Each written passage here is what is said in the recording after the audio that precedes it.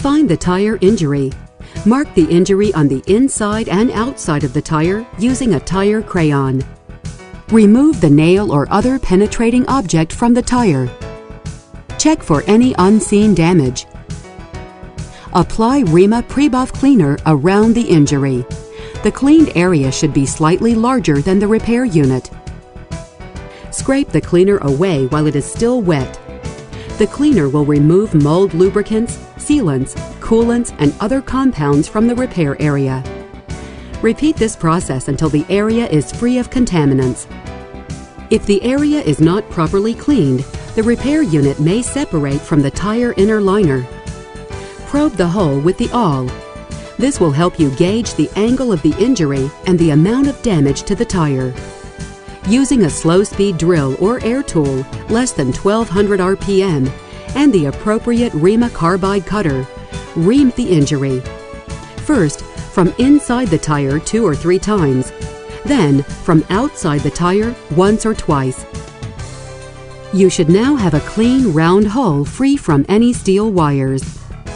Mark the area to be buffed. Buff the inner liner. Use a slow-speed buffer and a 36 to 60 grit buffing rasp. Do not use a buffer that exceeds 5,000 RPM. It may scorch the inner liner and cause a repair failure.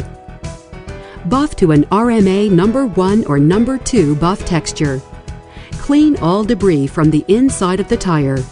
Use a brass brush to brush away buff particles on the buffed area. Vacuum around the buffed area several times to make sure the area is perfectly clean. Apply the special blue cement with care. First, apply the cement to an awl or pull wire and insert the cement into the prepared hole. Next, brush an even coat of special glue cement on the buffed area. Stipple the cement into the surface. Take care to ensure an even coat of cement. Allow the cement to air dry. Do not use hair dryers or any other drying unit to dry the cement. To assist the drying time, rotate the tire so that the injury is on top, near the 12 o'clock position. Test the cement for dryness at the edge with the back of your finger. The cement should feel tacky but not wet. Once the cement is dry, release the beads of the tire. We'll make a repair using a Minicombi single-piece repair unit. Remove the Minicombi carefully. Do not contaminate the surface. Note, if necessary, cement the injury channel again to make the Minicombi insertion easier. Insert the guide pin through the injury channel.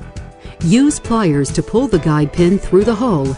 Release the pin and grasp the rubber stem of the Minicombi and continue pulling. Release the stem when the base of the Minicombi slightly dimples against the inner liner of the tire. Thorough stitching is important. Stitch from the center outward. Continue stitching until you're sure that no air bubbles remain and the repair unit is firmly in place. Use Rema Tip Top Repair Sealant to completely cover the repaired area.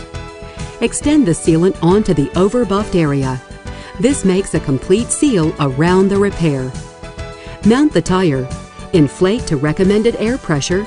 Inspect and trim the excess stem so that it's flush with the tread. Do not pull on the stem. Buff if necessary to produce a smooth finish.